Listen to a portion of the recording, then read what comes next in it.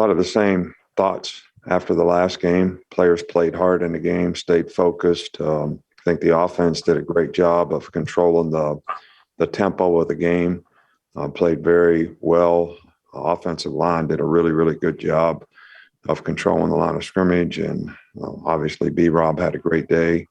Bryce did a good job taking what the defense would give. I think the defense played hard, got really critical stops and critical times in the game, which gave us great field position and set up some scores with the turnover.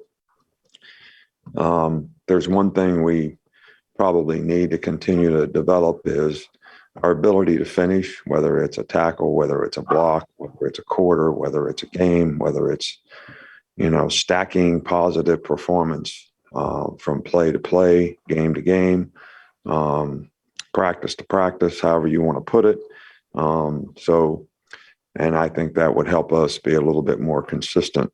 You got the players of the week. We're proud of B-Rob for being national player, Walter Camp and SEC player of the week, and Will Anderson being the defensive player of the week. So always great, to see our players get recognized for positive performance.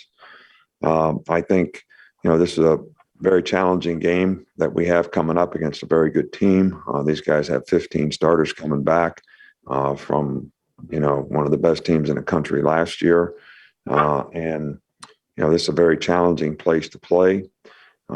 So, Jimbo does a great job getting his teams ready to play. He's a very good offensive play caller. They got a great defensive team. They're one of the top defensive teams in the country, one of the tops in the SEC. Points allowed, 12.5 points a game is, really, pretty phenomenal. And they've got some really good players up front. They've got really good in the secondary. Offensively, they got a great back in Spiller. Nia Smith is a really good wide receiver, very versatile player, punt returner, kickoff returner, catch and run it, beat you deep. Really good player all around. Got a really good tight end. So they've got a lot of good players. They're really good on special teams. They've got good team speed. They've got really, really specialist punter and kicker. So this is all around, a really, really good team. Maybe the best team we've played to this point from a personnel standpoint. So this is a game that, we really got to get our mind looking forward to the challenge that we have, which is going to be pretty significant. We'll start with Michael Casagrande. Was there any update on Jase McClellan? Yeah, Jase has got a knee. He'll be out for the year. He's going to have surgery tomorrow. So he's out. Okay, and also, how would you assess your passing game ability? Going to need to distribute the ball to somebody? Excuse me? Go ahead. We couldn't hear you there for a second. Okay, yeah, just if you could assess the passing game's ability to distribute the ball to so many different targets, and how much strain does that put on a defense? Well, I think that it's what we want to do. We've got a lot of players that are capable.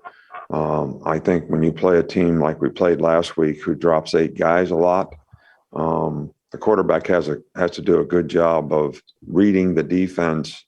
So it's not so much about trying to get the ball to a particular player as it is to reading the defense and, hitting the soft spot whenever possible. And I think Bryce did a really good job of that. The consequence of that is we had a lot of guys involved in the passing game. We'll go to Nick Kelly in Tuscaloosa. You guys have started just about every game pretty strong. Why do you think that is in terms of offense and defense? Well, I guess it says something about good preparation.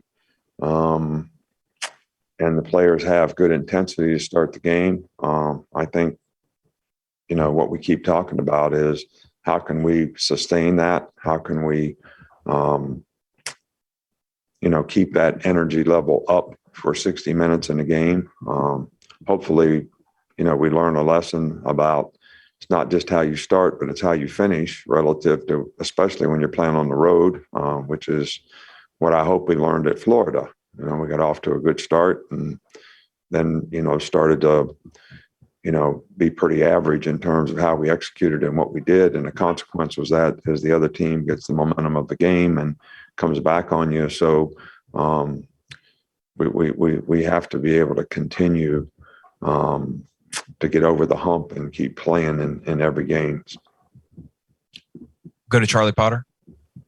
Hey, Coach. Earlier this season, you said that Camar Wheaton got injured in practice. Do you have an update on him and what exactly the injury is with him? He hasn't practiced. He had a meniscus or whatever, and so he's kind of week to week. But he's not been cleared medically to practice at this point. We'll go to Cecil. Cecil, go ahead. Yes, Coach, you mentioned the offensive line playing better against Ole Miss, showing improvement. Is there any one particular individual? I know Evan plays at a high level. Is there any individual that sort of stood out on the offensive line and developed for game one to this point? No, well, we gave the entire offensive line sort of the Player of the Week award because we thought as a group they did a very, very good job collectively and individually. So I can't sit here and say, I'd pick one guy out and say that guy really played well. I think if you talk to every guy, they would say that there's something they could have done a little better. But we did what we needed to do in that game, and the offensive line was a big part of it. Go to John Zener with the Associated Press. Yeah, along those same lines, two-parter on the offensive line. One, you kind of switched gears a little bit offensively because of matchups and everything. How much of that is a credit to the offensive line, to trust in them, and how have they progressed as a group kind of as this season's gone along? Well, I think they've improved every week as they gain experience and knowledge and play together. I think, there's been, steady improvement, but each week's a new challenge, and we're going to play against a really good front seven this week. So this will probably be the most challenged they've been, all season long. So to continue to progress is, I think, going to be a really key part for us to have success against this defense. Remind you, if you want to ask a question, please use the raise your hand function. We'll go to Mike Rodak.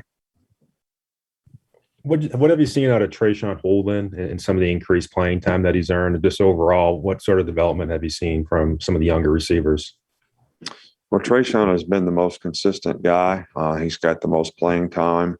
We need for, some of our younger guys to step up, show maturity in terms of preparation and ability to execute, knowledge, and sort of follow the lead of some of the other guys in terms of how they practice, how they prepare, what they do. I think that's going to be really critical for us as we move down the road. Okay, we'll go to Steven. Coach, you talked about earlier that a lot of young guys on defense, but are you starting to see some voices rise on that side of the ball to talk about how important finishing games are? Well, I think that, I've talked about that we have quite a few young guys on our team. We don't have a real senior-laden team. And I think the more that the younger guys have success, the more confident that they will be in terms of how they express their leadership to affect other people. We've got a lot of young guys that set a really good example in terms of how they do things. There's two parts of leadership, though. You got to have people who lead, but you got to also have other people on the team that recognize leadership and follow along and, take the example that they see and implement that in their play and believe that, that's going to be beneficial to helping them, get what they want. Creating the right habits is, something that every player needs to understand the importance of that so that you're well prepared. And when you do get an opportunity, you're going to be able to take advantage of it. Okay. We'll go back to Nick Kelly. How would you describe the kind of speed that Will Anderson has? I don't know.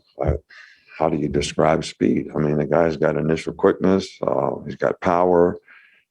He's got enough speed to rush the edge and challenge the edge. And, he can turn speed to power and pass rush. So if they do cut him off, he can, walk the guy back. The guy plays with tremendous competitive character, gives great effort all the time.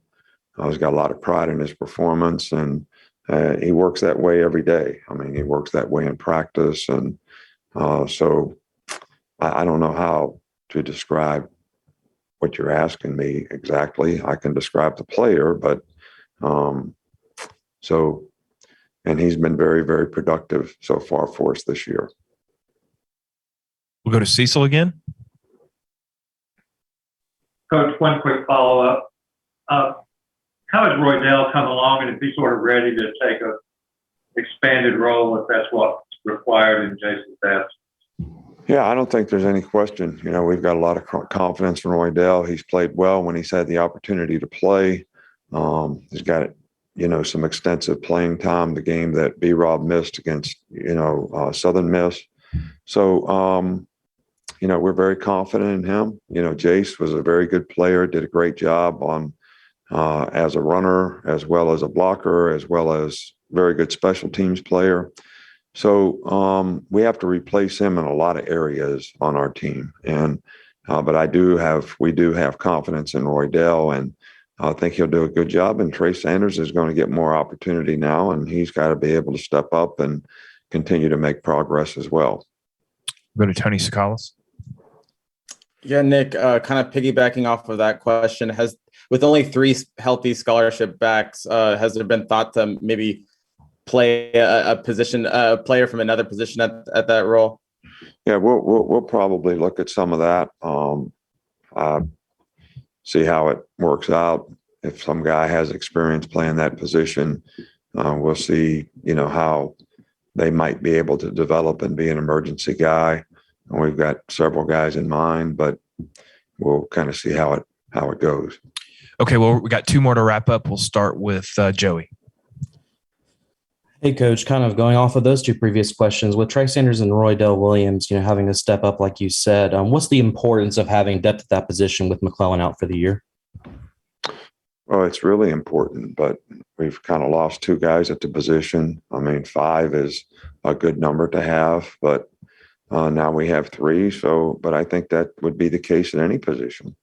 You lose guys at any position, 2 or 3 guys at any position, and it challenges your depth. And so that's the case. And hopefully you don't get snake bit and lose a bunch of guys at one position, which really can have an impact on your team. We'll finish with Jacob. Yeah, Coach, I just wanted to ask you about Phidarian Mathis, what he's bringing to the table. He's getting a lot of pressure on the quarterback, but also from a leadership standpoint, as you mentioned earlier. Yeah, he's done a really good job. He's showing leadership. He's setting a good example. He's playing hard in the games, and he is being very productive.